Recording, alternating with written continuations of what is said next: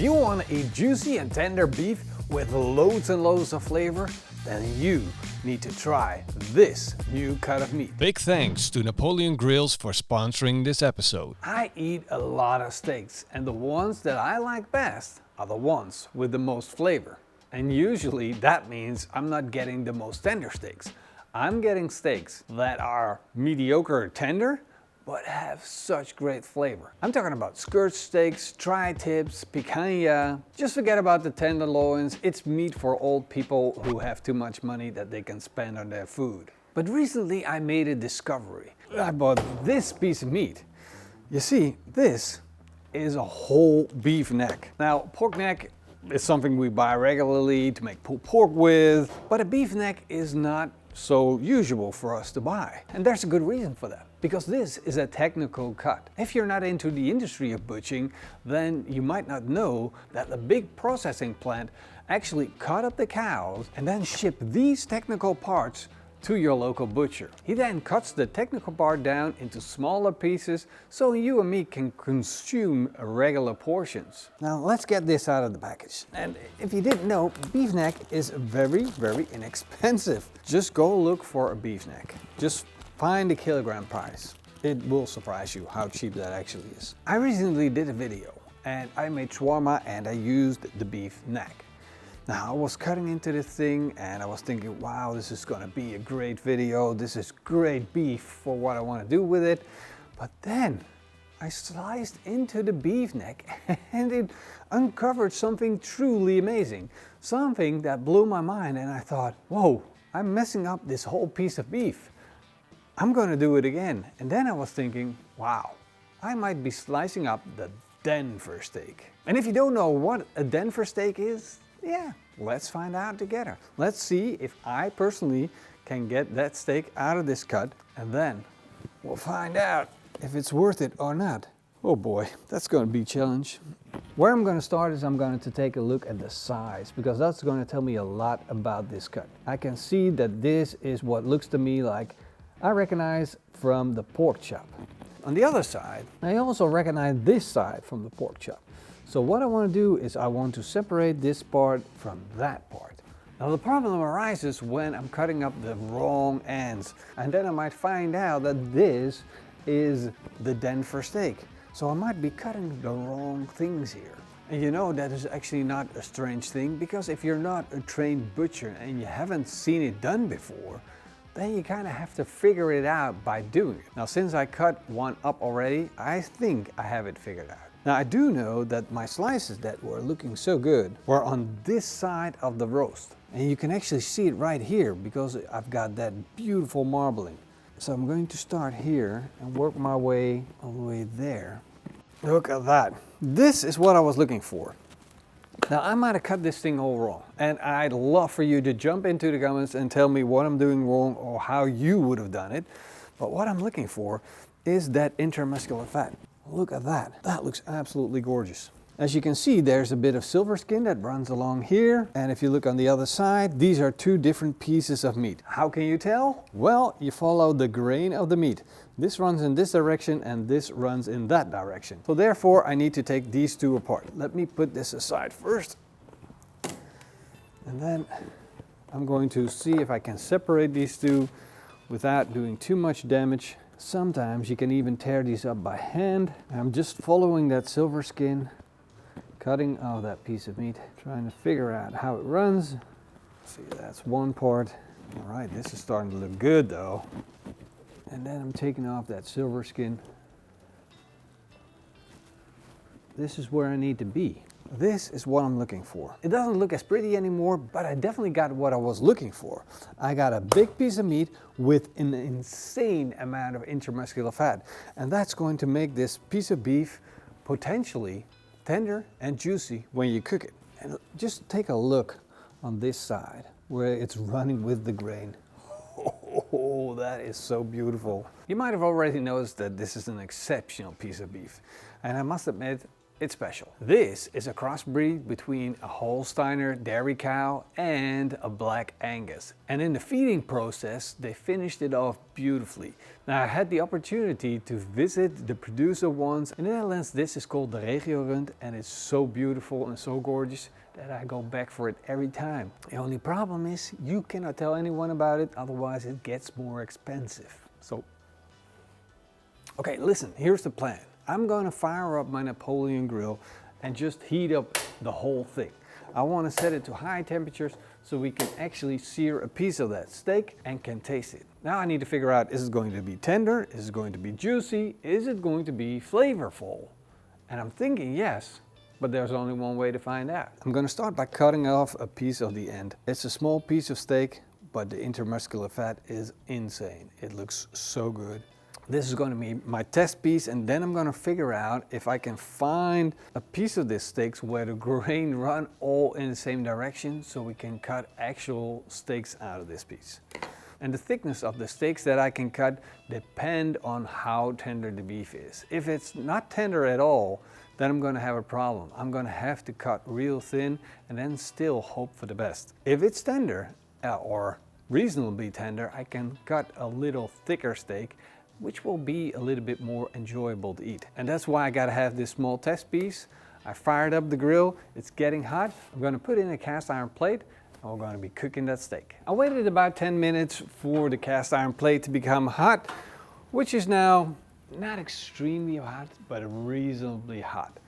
I mean, if I hold my hand over the grill part, then it's hot, and if I hold it over the cast iron plate, it feels warm. I'm gonna put a little bit of sunflower oil on the plate. This is not for actual cooking, it's just to get the whole thing started, to get the fat out, to get the heat in and the fat out. Hope you guys are ready for this.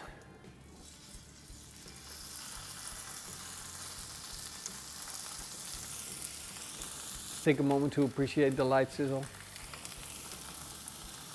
That sounds beautiful. It's like music to my ears. With a steak like this, I do want to go a little over than I would like with a ribeye. Because with a ribeye, normally I would go for a core temperature of around 54 degrees Celsius, and that's perfect because it's a tender steak. But this steak has a lot more fat, which means I need to render down that fat for it to become tasty, and therefore I want to go a little over, more to 56 degrees Celsius core temperature. 1 minute has gone by, let's check it to see how far along that crust is. Ooh, see, it's sticking a bit, which means it's not done, but as you can see, I'm getting some of that rendered out fat. It's coming out of the steak. We're getting that Maillard effect, that's the brown stuff that sits on the outside of the steak, which make it taste really, really good. And slowly you can hear the sizzle change from a sizzle of a sear to a sizzle of a fry. Listen to that. The sunflower oil on the cast iron plate has now been joined by the beef fat that sits inside the steak, and that all together makes it so much that it starts frying on the cast iron plate. How cool is that? As you can see, it's not a flat steak completely. It has a little bulb underneath here, which makes it stand up, and therefore we're not getting that even caramelization. And there's a trick to that. You can just weigh it down like that. That will give it a more flat surface. It will press it down, cook it faster and more even. This steak is looking absolutely gorgeous. Let it rest for about as long as you cooked it. So in my case, that had been 4 minutes. I'm gonna leave this to sit for 5 minutes. Now, if you're worried that your steak is getting cold, you're just gonna put a little bit of aluminum foil on top of it, which in my case might be a good idea because, well, it's getting a bit winterish outside, even though it's autumn. And the worry here is that you might overcook your steak because there's too much heat in here. So you want to do this after about a minute and you think, well, most of the heat's now gone. I'm just going to lightly put that aluminum foil, not closing it off, just lightly putting on it and keeping it nice and warm while we wait the whole 5 minutes. A little bit of salt. And what I'm using is a finishing salt, and as soon as you drop it onto the steak, it just melts away. Don't use regular table salt for that.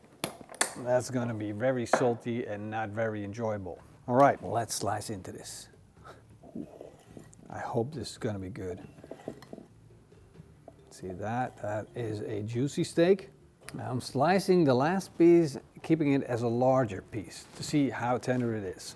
First I'm going to do a thin slice like that and see how good this is. That's actually a lot of work chewing that. Now I didn't take the big piece yet. I'm going to eat the big piece too, but I already know it's going to be not as tender as a steak needs to be. It's not on par. Basic rule is if you need to chew it more than 10 times, it's no bueno. Too much chewing involved. Flavor-wise though, this is a good steak, especially with a thin sliced piece of meat like this. All right, it's official. This is not the piece of meat that you're going to be using for a steak. PITMASTERX Apple Fill. Does this mean we need to throw this away? I don't think so. I love this piece of meat. It tastes so good. What I'm going to do with it, I'm going to see if I can turn this into an enjoyable roast, because this could be, well, it might be even a little bit too fatty for burgers. Now, what if we take this, square it up a little bit so that there are no like thin edges. And now, why not smoke this? So here's what I'm gonna do. I'm gonna sprinkle on a bit of PITMASTERX Texas seasoning, a little SPG, salt, pepper, garlic. And then, of course, I'm gonna season all sides.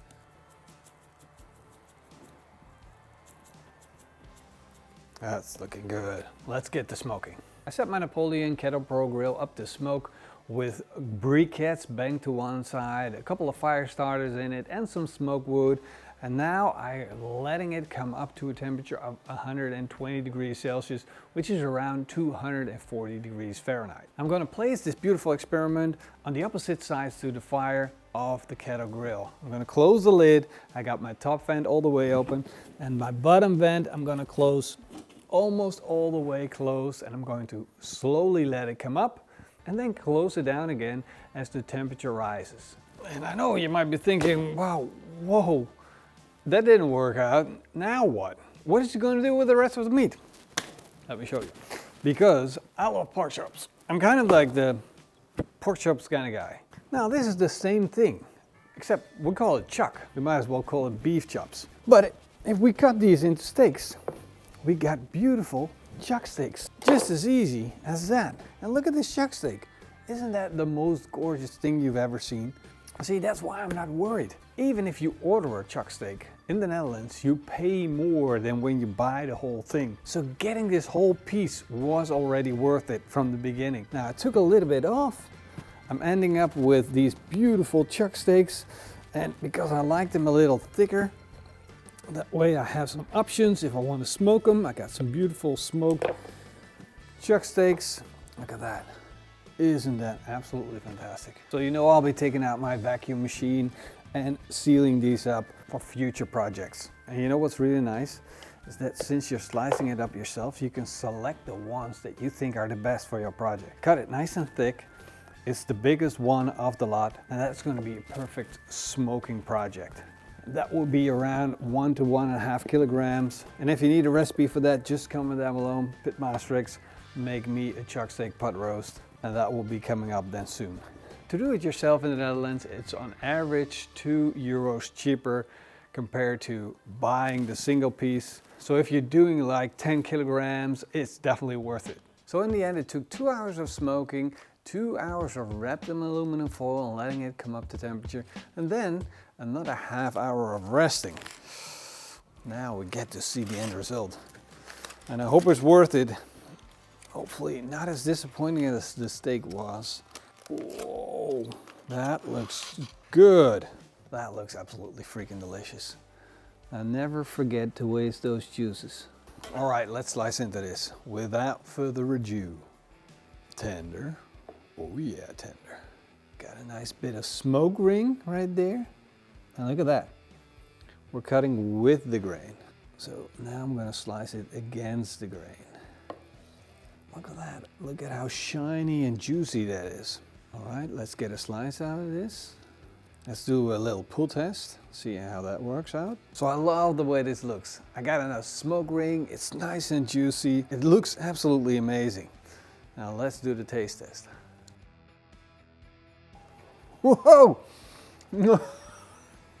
It is unlike anything I've ever had before. I ended up looking for a steak, a new cut. And I was thinking, wow, this could be it. And when I saw the piece of meat, I thought, this is it. This is something special. I need to try to work with this and see if I can turn it into something. And my thoughts was, how amazing would it be if it could be a steak? It didn't turn out to be a steak. It turned out to be perfect beef for smoking.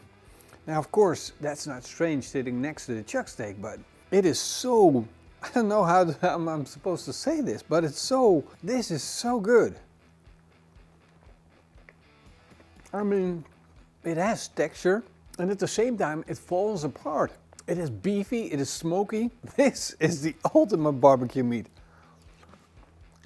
I hope you guys enjoyed this video. We're gonna find out together. Don't worry about it, just keep watching. When we figure this out, either in the comment section or in the next video, we'll just do a do-over, and maybe I can cut it in a better way that it looks even better than it does right now. But this is amazing.